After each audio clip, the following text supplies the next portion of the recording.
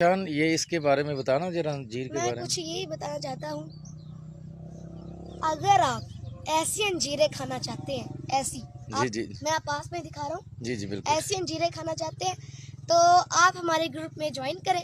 जी हम आपको अपने साथ मिला लेंगे जी और इस फार्म हाउस में ले आएंगे इंशाल्लाह। और मैं आपको ये बताना चाहता हूँ, जो अंजीर के पत्ते हैं ना, जैसे कि आप इसे देख सकते हैं, ये देखिए ऐसी इस तरह के कुछ होते हैं, इस तरह के अंजीर के पत्ते होंगे।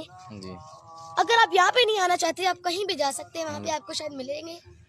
और वैसी अंजीर कुछ इस तरह की होंगी, कुछ इस तरह की दिखेगी, ये देखिए, इस तरह की दिखेगी। लेकिन आपने उनको तोड़ना नहीं, क्योंकि वो अभी कच्ची होती है। जी जी।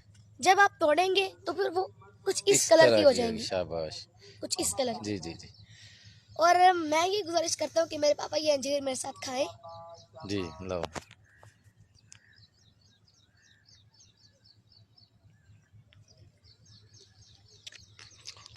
ईशान बताना कितनी मीठी है। माशाल्लाह जी, बहुत मीठी है। मजीद बताना, मीठी है। गुड। शाबाश। चलो बताएं जी फिर नाजरीन को कि जब ऐसी अंजीर खानी है तो फिर आप हमारे ग्रुप को ज्वाइन करेंगे ज्वाइन करेंगे इंशाल्लाह।